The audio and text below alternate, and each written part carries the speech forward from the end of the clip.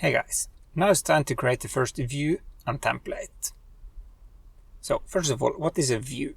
A view can be used for a variety of tasks. A typical view can either be just to render a simple template, you can get information from the database and render it in the template, and similar. Essentially what happens is that Django loops through the urls.py file and tries to find a path that matches the URL you're visiting.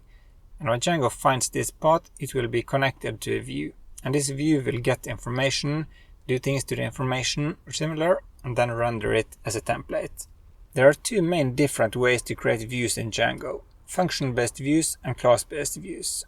For beginners, it's usually easier to understand function-based views at the beginning, so this is what we are going to be sticking to in this tutorial. The front page view. Let me show you an example and then explain what's going on. So let's open up views.py and create the view for the front page. Here is a def front page. You can see that this is a typical Python function. It takes one parameter called request. And then in here we say return render request and then a path to the template that we want to present to the user. So just say task/frontpage.html. So as you can see here at line 1, we import a function called render from Django shortcuts. This will just be used to render a template with information that we put into it.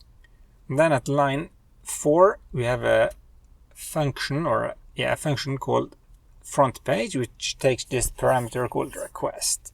And the request parameter contains information about the request, like the browser, IP address, if it's a post or get request, and much more.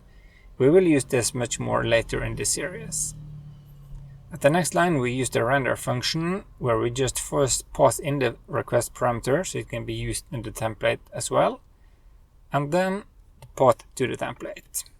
Let's say that we wanted to pass in more information to the template. We can then create a simple variable here called title.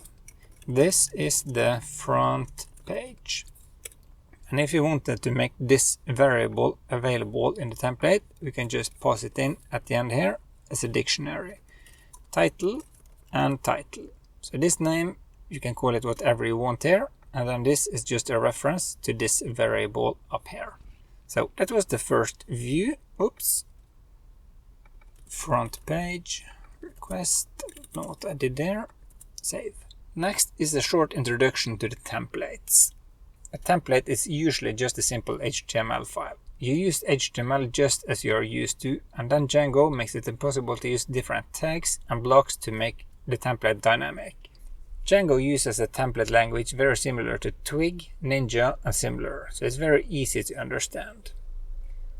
Let's begin by setting up the template for the front page. This will make it much easier to understand what's going on. So we can begin by creating a new folder called templates inside the task app. So we create this templates, and Django will automatically look for a folder called templates inside each of the apps that we have. Inside this folder I want to create one more folder called task, because this is how we can separate the apps from each other. So we have the same name for the folder inside the templates as the app name itself. And then in here we create the template front page.html, save it as front page.html, and then here we can say div class front page and h1 test, or maybe we can actually show the variable that we put in here. Then we can say double curly braces title, like that. This is just some hard-coded random text. Close the paragraph and close the div and save. So now we have the template as well. So this now just essentially tells Python to render this view and show the title inside this h1 block, and this is just static hard-coded text. So that wasn't too hard, I hope. Most of this is just pure HTML. The only Django thing here is these curly braces, which is used by Django to print information inside a template. So now we have created our first view and template. And in the next part of the series, we will finally test the project and see it in action in a web browser. See you in the next video.